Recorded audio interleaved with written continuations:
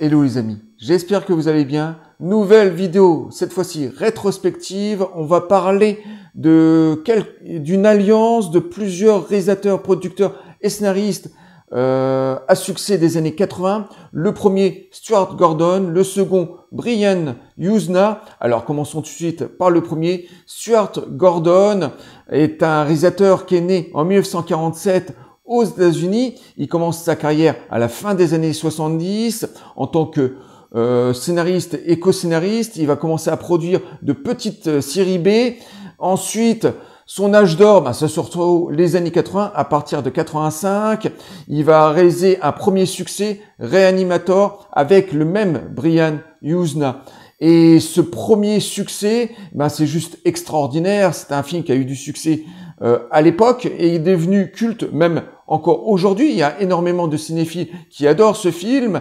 Et le pitch de ce film, on suit les désaventures d'un scientifique qui invente un vaccin qui peut redonner vie aux morts. Et à partir de cette simple histoire, ça va partir dans toutes les directions. Tout simplement parce que le style de réalisation de Charles Bance est assez violent. On est dans la provocation dans tous les sens du terme. On est dans l'humour noir. On est dans le sexe à outrance, dans la violence graphique. Au niveau de ses effets spéciaux, c'est que du practico. Là, on est dans les années 80, donc c'est beaucoup de maquillage, d'animatronics extrêmement bien fait, et toute l'imagination du réalisateur, explose dans ce premier grand succès. Et le film est juste extraordinaire. Et à la musique, on retrouve un des frères Bance, Richard, qui nous délivre une musique plutôt symphonique, électronique, expérimentale. Alors c'est une musique assez simple parce que le budget n'était pas énorme pour le compositeur, mais il nous délivre une partition comme ça très intéressante qui se marie parfaitement avec les images. Et en tant qu'acteur, on retrouve Geoffrey Cobbs, qui est un acteur comme ça qui va percer dans les années 80 et 90. Il va beaucoup tourner avec Stuart Gordon, mais aussi avec Brian Yuzna. Et ce premier film va lancer en quelque sorte pendant quelques années Stuart Gordon sur d'autres succès.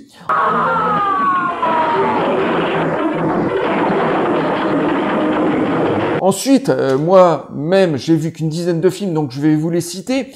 Il va réaliser ensuite les aux portes de l'au-delà, qui est de nouveau issu des écrits de H.P. Lovecraft.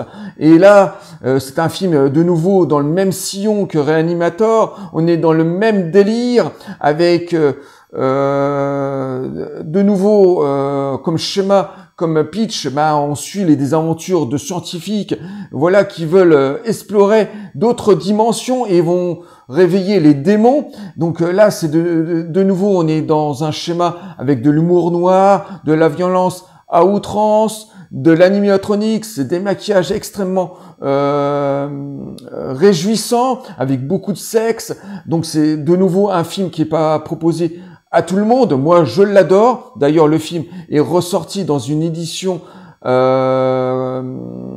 Blu-ray HD 4K de toute beauté, une excellente édition avec un petit livret et avec énormément de bonus qui vient tout juste de sortir. Là, il y a de ça une semaine, et en copie superbe, remasterisé. Donc un film extraordinaire qui sera dans le sillon de Reanimator.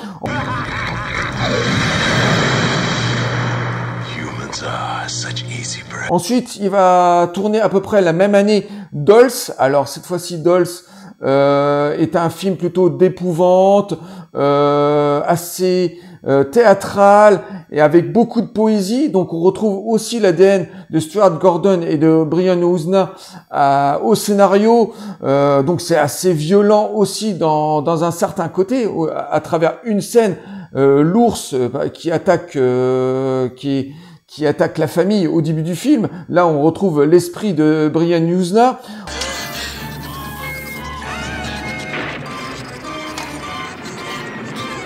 Ensuite, dans les années 90, ça va commencer à se gâter, mais il va commencer à tourner pour des grands studios. Il va réaliser un film qui s'appelle Fortress, un film d'aventure, de science-fiction avec Christophe Lambert, on retrouve un petit peu l'ADN aussi de Stuart Gordon dans certaines séquences, la violence graphique, mais c'était quand même un film assez mesuré pour un large public. C'était quand même un excellent film de prison.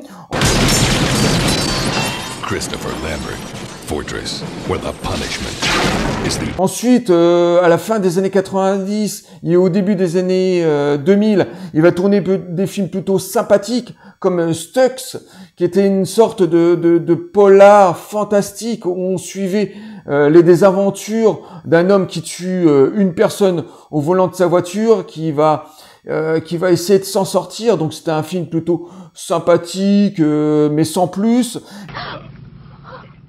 C'est pas ma faute, il fallait regarder où vous alliez.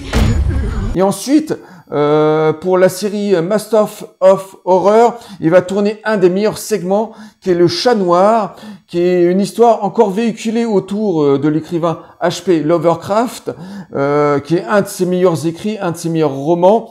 Et là, on est dans un épisode assez calibré, on retrouve pas forcément la réalisation de Stuart Gordon, parce que toute la série de Master of Horror, toutes les réalisations étaient dans le même sillon, hein, étaient assez classiques, mais malgré ça, dans certaines séquences, on retrouvait la violence graphique de Stuart Gordon avec comme ça des maquillages et des animatronics plutôt parfaits, et on retrouve en tant qu'acteur Geoffrey Cops, hein, qui fait son apparition et qui interprète ce rôle de cet écrivain maudit, et il l'interprète avec vraiment beaucoup de passion.